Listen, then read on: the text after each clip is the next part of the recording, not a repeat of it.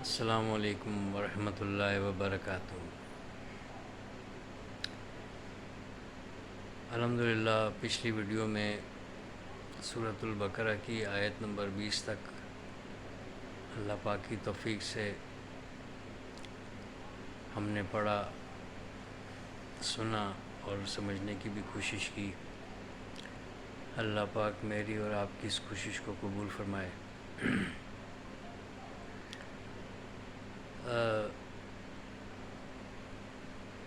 اگلی آیت پر بات کرنے سے پہلے ایک پچھلی ویڈیو کے بارے میں میں تصحیح کرنا چاہتا ہوں۔ کوئی اتنی بڑی غلطی نہیں ہوئی، لیکن کچھ ترتیب کے لحاظ سے میں نے یہ کہہ دیا کہ آیت نمبر 13 سے 20 تک منافقین کا ذکر ہے، جبکہ آیت نمبر 8 سے لے کر 20 تک 13 آیات ہیں جن میں اللہ پاک نے منافقین کا ذکر کیا۔ تو یہ میرے سے غلطی ہوئی ہے، تو اس کی تصحیح میں ریکارڈ پہ لانا چاہتا تھا۔ ہم کمزور ہیں اور سیکھنے کے عمل سے گزر رہے ہیں۔ اللہ پاک ان ہماری کوتاہیوں اور خامیوں سے درگزر فرمائے اور اپنے فضل سے ہمیں یہ توفیق دے کہ قرآن پاک کو صحیح طور پر پڑھنے کی، سمجھنے کی، عمل کرنے کی اور دوسروں تک پہنچانے کی اللہ پاک ہمیں توفیق دے۔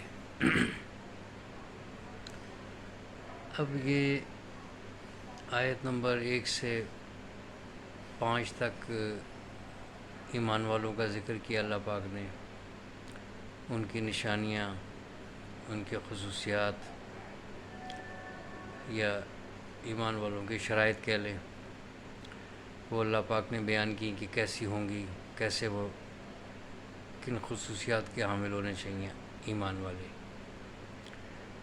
جو کہ وہ کامیاب کہلائیں گے۔ پھر جو یکسر جو ہے وہ انکار کرنے والے تھے، ان کی 6 اور 7 آیات میں اللہ پاک نے صرف 2 آیات میں ان کا ذکر کیا، اور 8 سے لے کر آیت نمبر 20 تک اللہ پاک نے ان کی ایک ایک باتیں بتائیں۔ اس کی تشریح آگے ہوتی رہے گی، اگلی آیات آتی رہیں گی، لیکن ہے کہ جو خاص باتیں تھیں، جو ایسی باتیں تھیں جو نبی پاک صلی اللہ علیہ وسلم کو اللہ پاک نے ان کے یہ راز آشکار کیے، ان کے دلوں کے بھید بتائے اور وہ کیا سوچتے ہیں، یہ سب باتیں اللہ پاک نے ہمیں اس کتاب کے ذریعے، اس کلام کے ذریعے ان کو بھی پتہ چلیں اور ہمیں بھی پتہ چلیں۔ اب آیت نمبر 20 سے جو ابتدا ہو رہی ہے وہ دیکھیں کہ اللہ پاک نے ان تینوں کا ذکر فرما کر یہ بتایا کہ یہ پوری انسانیت جو ہے وہ ان 3 گروہ میں اللہ پاک نے ان کو تقسیم فرمایا ہے۔ یعنی چوتھا کوئی گروپ یا کوئی گروہ ایسا نہیں ہے کہ وہ بھی ایسا ہو سکتا ہے، یا وہ ایمان والا ہوگا یا انکار کرنے والا ہوگا، یا ان دونوں کے درمیان میں ہوگا جس کو جو منافق کہلایا۔ کوئی چوتھا کوئی ایسا نہیں ہے کہ جس میں اللہ پاک نے ان کو ہمیں ظاہر کیا ہو یا ہمیں بتایا ہو کہ کوئی اس کے علاوہ بھی کوئی ہو سکتا ہے۔ اب ایمان والوں کو بھی، کفار کو بھی جو انکار کرنے والے تھے اور منافقین کو بھی، ان تینوں کو اللہ پاک مخاطب کر رہے ہیں اور ایک عام دعوت دی جا رہی ہے اللہ پاک کی طرف سے۔ وہ دعوت جو ہے وہ پوری انسانیت کی دعوت ہے، اس میں کوئی تفریق نہیں ہے. کیوں کہ وہ یہ بتا رہا ہے کہ میں ہی تمہارا تخلیق کار ہوں اور میں ہی تمہارا رب ہوں، میں ہی مالک ہوں، خالق بھی ہوں، مالک بھی ہوں اور رب بھی ہوں. یعنی تمام اپنی ضروریات کو دیکھو کہ تمہاری تمام ضروریات کو کون پورا کر رہا ہے. کیا وہ اس زمین سے پوری نہیں ہو رہی؟ اسی زمین سے ہم ساری ضروریات کو پورا کر رہے ہیں. اور آسمانوں سے صرف پانی برسایا جا رہا ہے. اس پانی سے کتنی نباتات اور جو رزق اور جو ضروریات زندگی کی ہیں وہ یہ زمین پیدا کرتی ہے. اوپر سے کوئی چیز بنی ہوئی نہیں آتی. اگر کچھ آتی ہے، کچھ نظر آتا ہے، کوئی چیز آ رہی ہے تو وہ صرف ہے پانی. اب آگے ان 2 آیات میں، آیت نمبر 20 اور 21 میں انہی باتوں کا ذکر ہو رہا ہے. اور ایک عام دعوت اللہ پاک یہ دے رہے ہیں. تو اس کی ابتدا کرتے ہیں. اعوذ باللہ من الشیطان الرجیم، بسم اللہ الرحمن الرحیم. یا ایہا الناس، اے پوری انسانیت، اے انسانوں، سب کے سب کو مخاطب، کوئی تفریق نہیں. کافر، مسلمان، منافق، کسی کی کوئی تفریق نہیں. جتنے بھی ہیں وہ بس انسان. جس کو انسان پیدا کیا، عقل و شعور دی، وہ سن رہا ہے، وہ دیکھ رہا ہے، اس کے کانوں میں آواز جا رہی ہے، وہ محسوس کر سکتا ہے کہ اس کے لیے ارد گرد کا کیا ماحول ہے، کیا چیزیں پیدا کی ہیں، کیسے وہ ساری چیزیں مفت میں جو ہے وہ خرچ کر رہا ہے. تو اس کو وہ پیدا کرنے والا، اس کو یہ چیزیں مہیا کرنے والا اور اس کو خود کو پالنے والا وہ کون ہے؟ تو وہ اب اللہ پاک اپنا تعارف کروا رہے ہیں. یہ مسلسل یہ اگلی آیات جو ہیں یہ توحید کے بارے میں، کہ اللہ پاک نے مسلسل ان آیات میں اپنے بارے میں بتایا کہ اپنے آپ پر غور کرو اور یہ سوچو کہ یہ سب کچھ کیسے ہو رہا ہے، کون چلا رہا ہے اس کو، اور جو چلا رہا ہے اس کا پھر اس کا یہ حق ہے اور یہ تم پر لازم ہے کہ پھر تم یہ بات مانو اور پھر اسی کی عبادت کرو.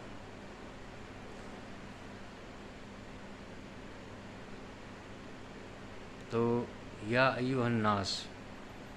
اعبدوا، عبادت کرو، ربکم، اپنے رب کی، جمع میں کم، اے لوگو عبادت کرو اپنے رب کی. اب ان ساری باتوں کے بعد اب فوری طور پر جو ہے ایک دعوت دی جا رہی ہے، اور یہ پہلا حکم آپ یہ دیکھ لیں.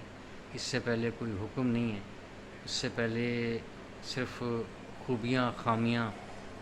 اور ادھر ادھر کی جو ان کی باتیں تھیں اور جو خصوصیات تھیں ایمان والوں کی اور منافقین کی، یعنی اس کا ذکر ہوتا رہا، ایک تعارف ہوتا رہا سارا. لیکن ہے کہ حکم میں پہلا حکم جو آ رہا ہے، اب وہ یہ دیکھیں کہ عبادت کا ذکر آ رہا ہے. اب اس عبادت ہی پر جو ہے نا جتنی مرضی چاہیں آپ بات کر لیں، تمام جو ہے نیکیاں عبادت کہلائیں گی. سب یعنی ایسے ایسے الفاظوں کا اللہ پاک نے بہترین اس کا، چونکہ اللہ پاک کا کلام ہے اور کتنے زبردست ان کا جو ہے یوں کہنا چاہیے عام ہماری زبان میں کہ الفاظوں کا چناؤ آپ دیکھیں کہ کیسا زبردست ہے، کہ ایک ایک لفظ میں کتنی گہرائی ہے. یعنی عبادت میں آپ سر تسلیم خم بھی کریں گے، اس کو پھر اپنا الہ مانیں گے، خالق مالک رازق مانیں گے، رب مانیں گے، تبھی تو عبادت کریں گے اس کی۔ تو اس ایک میں جو ہے یہ سب کچھ آ گیا کہ اس کے علاوہ کوئی ہے نہیں، اور کوئی اس لائق نہیں ہے کہ جس کی پھر عبادت کی جائے۔ کیوں کیوں آگے اس کا پھر آ رہا ہے جواب کہ کیوں عبادت کی جائے اس کی۔ الذی، وہ ذات، وہ جس نے خلقکم، تمہیں تخلیق کیا، تمہیں پیدا کیا، عدم سے وجود میں لے کر آیا تمہیں، تم کچھ بھی نہ تھے، تم یاد بھی نہیں کر سکتے کہ تم کہاں تھے۔ ہمیں تو بس اب اتنا ہی یاد رہے گا کہ جتنا ہمیں جو ہے جب سے ہمیں بچپن کے بعد جو تھوڑا سا ہوش آیا، آخری باتیں اگر ہم دیکھ لیں، ہر انسان یہ غور کر لے کہ اس کو کتنی کوئی باتیں یاد ہیں۔ یعنی بہت کچھ باتیں جو ہے وہ والدین یا بڑے بتائیں گے، اس کے علاوہ پھر وہ سوچتا ہے کہ اچھا میں ایسا کرتا تھا، مجھے تو یاد ہی نہیں، حالانکہ وہ پیدا ہو چکا۔ تو اس سے پیچھے ہر انسان جو ہے اپنے گریبان میں دیکھ لے کہ وہ اس کی کیا حقیقت ہے، کہ وہ تو کچھ بھی نہیں تھا، اس کو تو پھر یاد ہونا چاہیے، لیکن اسے کچھ یاد ہی نہیں ہے۔ اس کا مطلب یہ ہے کہ وہ اس کا کوئی وجود نہیں تھا، عدم سے وہ وجود میں آیا یہ اس جسم کے ساتھ۔ روحانی تعلق جو ہے وہ ایک علیحدہ ہے، روحانی تعلق اللہ تعالیٰ کی ذات کے ساتھ ہے، وہ آگے آیات آئیں گی۔ ابھی ہم جو ہے انسان ہونے کے ناطے ہم یہ بات کریں گے، جو اللہ پاک بتانا چاہ رہا ہے اسی پر ہم بات کرنا چاہیں گے اور اسی کو ہم سمجھیں گے، چونکہ اب اس نے انسان کہہ کر مخاطب کیا ہے ہمیں، تو اور ساتھ میں یہ بتایا کہ میں نے تمہیں پیدا کرنے والا میں ہوں، اور ایسے ہی پیدا کرنے والا صرف پیدا ہی کر کے چھوڑ نہیں دیا، مالک بھی ہوں، یعنی میری ملکیت میں ہے یہ سب کچھ۔ اور پھر اللہ پاک نے یہ دیکھیں کہ وہ کہہ رہے ہیں کہ عبادت کرو اپنے رب کی، رب بھی کہہ دیا پہلے رب کا ہے، پھر یہ بتایا کہ میں اس لیے اپنے آپ کو رب کہہ رہا ہوں کہ میں تمہارا رب اس لیے ہوں کہ میں تمہیں پیدا کرنے والا ہوں اور مالک بھی ہوں، تخلیق کار بھی ہوں، پیدا بھی کیا، مالک بھی ہوں اور رازق بھی ہوں۔ یعنی آپ کی جو ضروریات ہے وہ بھی کون پورا کر رہا ہے؟ وہ بھی میں پورا کر رہا ہوں۔ تو اپنے رب کی عبادت کرو، اس کے شکر گزار بندے بن جاؤ، اور ایسی عبادت کرو جیسی عبادت کرنے کا حق ہے، یعنی حقیقی عبادت، بالکل دل سے الہ مان کر کے یہ تو ہی عبادت کے لائق ہے، اس طرح سے عبادت کی جائے اور بالکل خالص ہو کر۔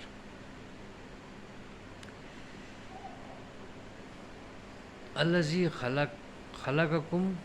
والذین من قبلکم، اور نہ صرف تمہیں بلکہ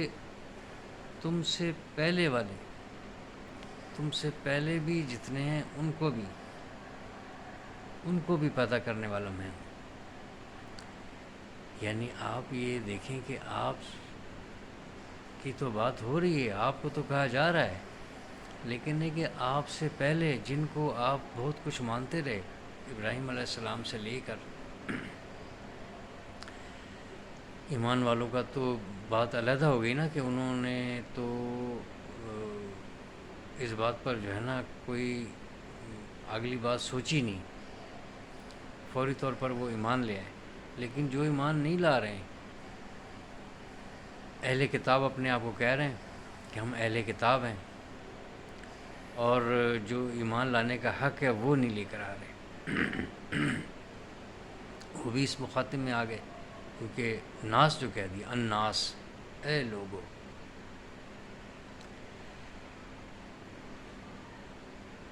اب لعلکم تتقون، تاکہ لعلکم تاکہ تم سب تتقون بچ جاؤ، یعنی آپ کامیاب ہو جاؤ گے، بچو اس سے جو ایک انجام تیار کیا گیا ہے نہ ماننے والوں کا، ایک بہت برا ٹھکانہ ہے، اور اس سے بھی بچانے والا کوئی نہیں ہوگا، کوئی سفارش کرنے والا نہیں ہوگا۔ تو ڈرو اور بچو کہ کہیں ہم وہاں نہ چلے جائیں، تو یعنی محفوظ ہو جاؤ گے تم، میری عبادت جب کرو گے تو محفوظ ہو جاؤ گے، کیونکہ جب تم عبادت کرو گے تو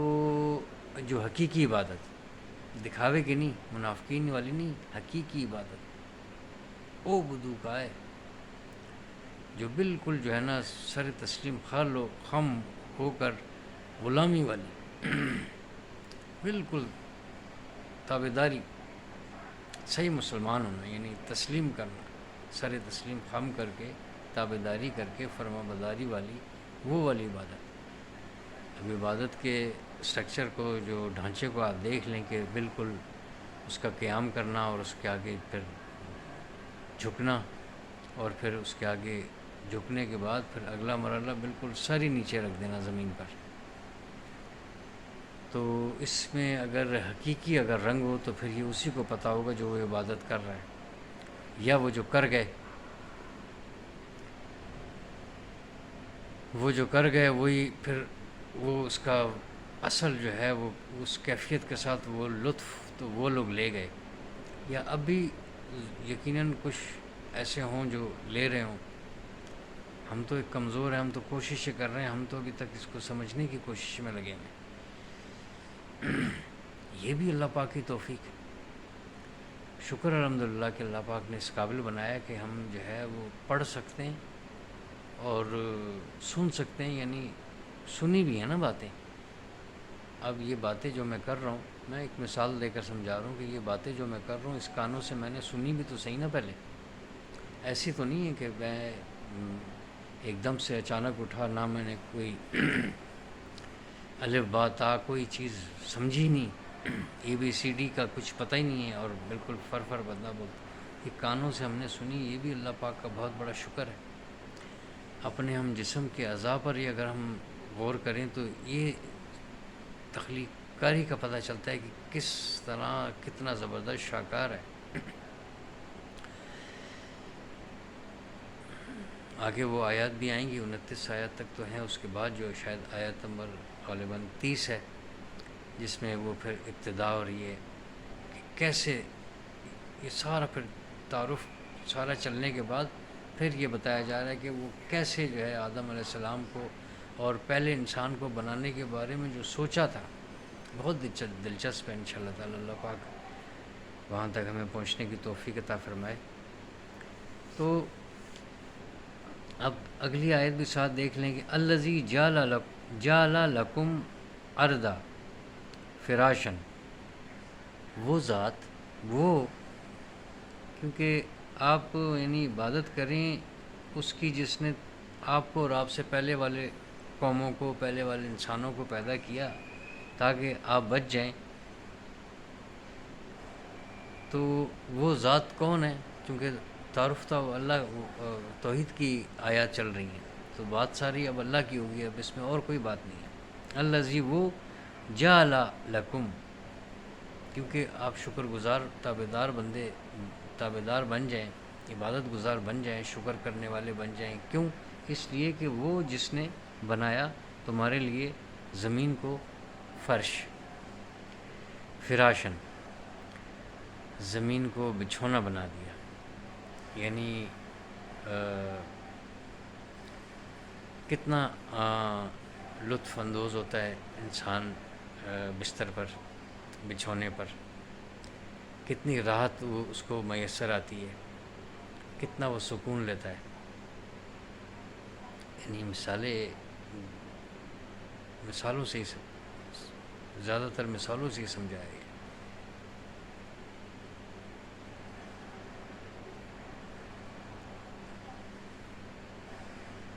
الذی جعل لکم الارض فراشوں والسماء بناء، اور آسمان کو چھت یعنی بنان، یہ اس کا ایک مطلب بنانا، تعمیر کرنا، اٹھانا، اور چھت، یہاں تک کہ چھت بھی جو ہے اس کا ہے مطلب بالکل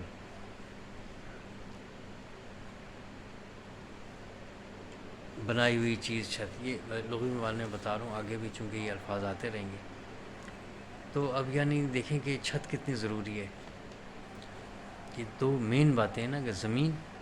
جس پر ہم بیٹھیں گے، لیٹیں گے، استعمال کریں گے، اس کے اندر ہم بوئیں گے، اس سے ہم رزق حاصل کریں گے، اس سے ہم پھل لیں گے، یعنی کتنی استعمال کی چیزیں آپ لیں گے۔ یہ چند جو ہے نا، ایک ایک بات کر کے اس کی بس اس میں گہرائی ہے۔ کرتے رہیں بات، آپ اب 21 منٹ ہو گئے،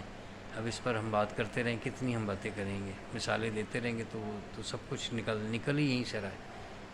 تو وہ جس نے زمین کو بچھونا بنا دیا اور آسمان کو چھت بنا دیا، یعنی چھت سے ایک حفاظت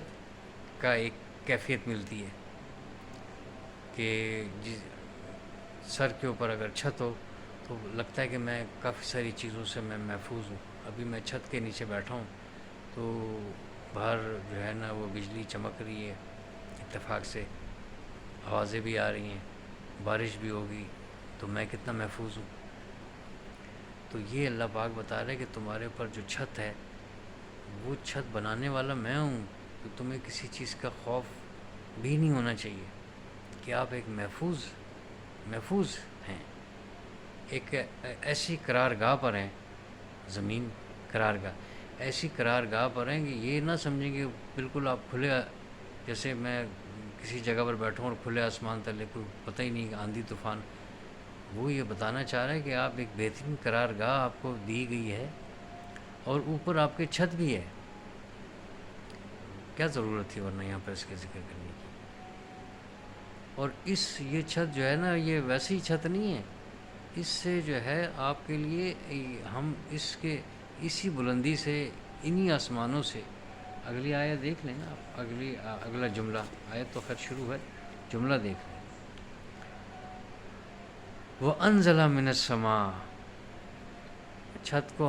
آسمان کو ہم نے چھت بنایا، اور اس آسمان سے نازل کیا کچھ پانی، من السماء ماء، کچھ پانی، فأخرج، پھر اس میں سے نکالا، اس میں سے اخراج ہوا، فأخرج بہ، اس پانی سے پھر ہم نے نکالے، بہ من الثمرات، پھل، اور پھل تو بہت سارے نکلتے ہیں، بہت سارے ایسے پودے ہیں جو وہ پھل دیتے ہیں، لیکن یہ سارے پھل کھانے والے نہیں ہوتے۔ اس کے آگے لکھا ہے رزقن، یعنی آپ کے لیے ضرورت کی چیز۔ رزق صرف کھانے کی حد تک نہیں ہے، کھانا بھی ہے اس میں، یعنی پھل ہے، غلہ ہے، اسی پانی کی وجہ سے۔ یعنی کوئی بھی آپ بیج بوئیں، کوئی پودا لگائیں، کوئی بیج بوئیں اور اس کو پانی نہ دیں، سوال ہی پیدا نہیں ہوتا ہے، وہ اندر بالکل سوکھ جائے گا۔ کوئی پھل، کوئی سبزی، کوئی کھیت، کوئی غلہ، کوئی فروٹ، سوال ہی پیدا نہیں ہوتا ہے کہ وہ پانی نہ ملے اور وہ پھر تیار ہو کے آپ کھانے کے لیے۔ یعنی اس آسمان سے اتر رہی ہیں چیزیں، یہ ذہن میں رکھیں آپ۔ یہ ساتھ ساتھ یہ بتا رہا ہے کہ یہ زمین آپ کی قرارگاہ میں چیزیں بن گئی، یہ نہیں کہ اب آپ جو ہے نا ادھر سے اٹھا کے بیج ڈال دیں گے، یہ آپ اس کے محتاج رہیں گے، اور ہر وقت جو ہے وہ آسمان سے یہ سارے پھل آسمانی بارش سے نہیں ہو رہے ہیں، بارش کہیں اور برسی، وہاں پر پانی سٹور ہوا، وہاں سے لے کر آپ آئے، ہے بات پھر وہی پانی، ادھر سے لیں، وہاں سے لیں، جہاں سے ادھر ادھر سے گھما کے آپ کو پانی کے بغیر، چشمے کا بھی پانی ہو، نہر کا بھی پانی ہو، دریا کے پانی میں سے لے لیں آپ، کسی جمع کر کے کسی ڈیم سے لے لیں، کہیں سے بھی لے لیں، وہ پانی کے بغیر آپ نہیں چل سکتے۔ ٹیوب ویل آپ زمین سے پھر نکال لیں پانی، تو زمین میں پانی بھی کہاں سے بتا رہے ہیں، وہ پانی بتا رہے کہ پانی اوپر سے ہی آتا ہے، یعنی اوپر سے آنے کا مطلب یہ ہے کہ یہ پانی جو ہے ایسا نہیں کہ یہاں پر پانی ہے وہ جو ہے وہ ہم استعمال کرتے ہیں تو وہ خرچ ہو کے ختم ہو جاتا ہے، وہ کبھی بھی ختم نہیں ہوتا، وہ اپنا شیپ، اپنا انداز، اپنا حلیہ بدلتا ہے، پھر وہ اتنا آلودہ ہو جاتا ہے کہ پھر وہ گھومتے گھماتے جو ہے نا سمندر میں جا کے گرتا ہے وہاں پر، اور سمندر کا پانی آپ دیکھیں کہ وہ کیوں اتنا کھارا ہوتا ہے، یعنی آپ اس کو استعمال نہیں کر سکتے، اس کا مطلب ہے کہ وہ اب آلودہ ہے، اس کے بعد اب وہ فلٹریشن اس کی ہوگی، یعنی ایک سرکل اللہ پاک نے کیسا زبردست نظام بنایا ہوا، پھر وہ یہ سارے جو ہے وہ نیچے رہ جائے گا، اور اس میں سے وہ بخارات پھر اوپر جائیں گے، پھر اللہ کا ایک حکم ہوگا، وہ بادلوں میں یہ سب جو ہے نا یہ جمع ہوا ہے، یعنی اس کے وہ بتانا چاہ رہا ہے کہ یہ میرا حکم آ رہا ہے اوپر سے، پانی تو وہ بخارات یہیں سے میں یہ اٹھ رہے ہیں، لیکن یہ کہ میرا حکم آ رہا ہے، تو وہ کہہ رہا ہے کہ میں اوپر سے آسمان سے پھر جو ہے نا وہ یہ علامتی ایک نشانی ہے کہ پانی آسمان سے ہمیشہ جب بھی ہوگا کہ یہی جملہ ہمیں ملے گا کہ آسمان سے ہم برسا رہے ہیں،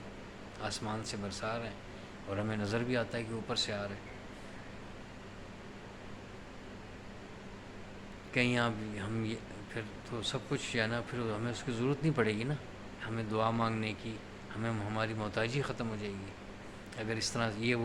ایسا یہ فلٹریشن نہ کرے اس کی، کہ وہی پھر جو ہے نا وہ آلودہ پانی جو سمندر میں ہے وہ وہاں سے اٹھ کر وہاں جا کے بالکل صاف ستھرا کلیئر ہو کر دوبارہ سے پھر آ کے صاف اور شفاف پھر ہمارے استعمال میں، پھر ہماری 100 ضروریات، کتنے جنگل، وہاں سے لکڑی حاصل کرنا، اس لکڑی سے اور پتہ نہیں کتنی چیزیں بننا، کتنی ضروریات زندگی ہے،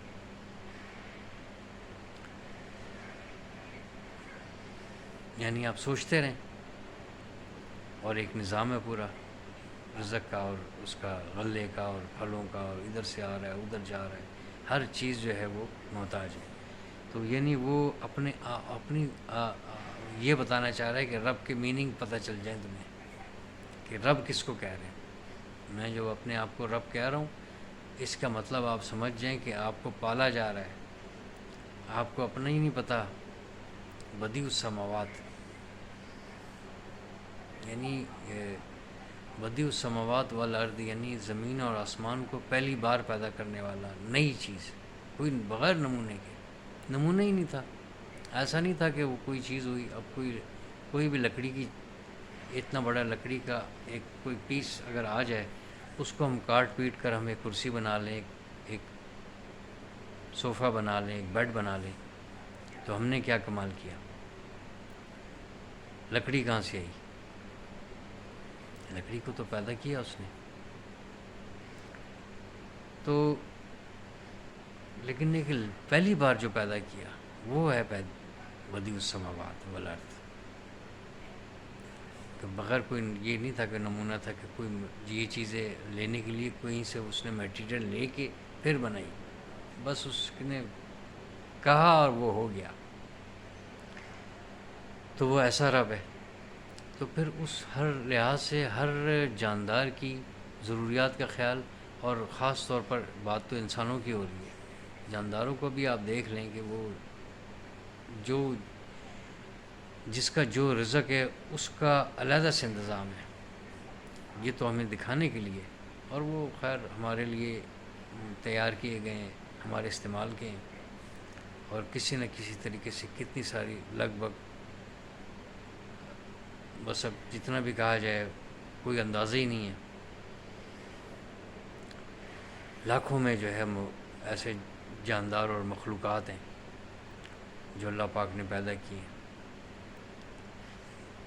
سب جو ہے وہ انسان کی خدمت میں لگے ہیں۔ ابھی کچھ عرصے بعد جو ہے وہ عید الاضحیٰ، اب آپ دیکھیں کہ کتنا جانور جو ہے، ہم حالانکہ یہ روز کا جانور، روز گوشت کھایا جا رہا ہے، کتنا بھی گوشت کھایا جاتا ہے، اتنے جانور پیدا ہوتے ہیں، ہمیں نظر آتے نہیں ہیں، لیکن ہے کہ ہم ہر دکان پر ہفتے میں 2 دن کے علاوہ جو ہے نا، ہر دکان پر وہ گوشت کی دکان پر آپ کو وہ نظر آئے گا۔ اور ادھر ارد گرد کو دیکھیں، ہم کھا رہے ہیں، روزانہ کھا رہے ہیں، روزانہ کتنی دنیا میں کھایا جا رہا ہے۔ اور پھر عید قربان جو آ رہی ہے، اس کے اوپر آپ دیکھ لیں کہ کتنا جو ہے نا لاکھوں جانور،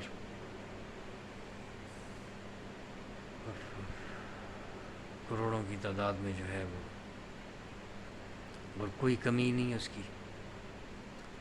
تو وہ سب انسان کی خدمت میں لا رکھا ہے۔ مطلب بہت ساری مثالیں ہیں، ہم چلتے رہیں گے تو پھر ویڈیو لمبی کرنے والی بات ہے، یہ تو سلسلہ ختم ہو کبھی ہوگا نہیں کہ آپ جو ہے سمندر کی سیاہی جو ہے وہ، سمندر کا پانی سیاہی بن جائے اور درخت قلم بن جائیں، اور وہ جو ہے نا لکھتے رہیں۔ ابھی میرے ذہن میں نہیں کہ یہ کہاں ہے آیت بارہ لکھی، یہ بھی اسی قرآن میں، کہ اس کی تعریف لکھتے رہیں، وہ گھس جائیں گے اور سیاہی ختم ہو جائے گی، اللہ پاک کی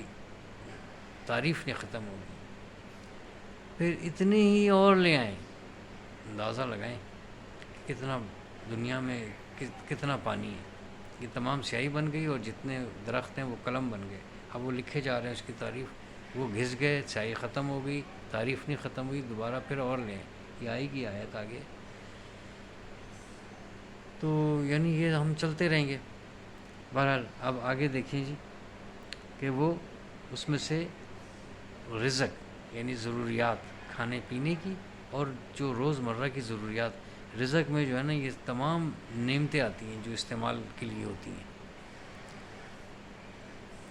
یہ ساتھ بتاتا چلوں میں کہ رزق جو ہے وہ فروٹ کھانا اور گوشت کھانا اور دال سبزی کھانا، یعنی بالکل دال روٹی قورمہ چاول بریانی، ان چیزوں سے ہٹ کر بھی جو ہے یہ ہیں ضرور، یہ رزق کہلاتا ہے، لیکن ہے کہ کپڑا بھی رزق ہے، نعمت ہے،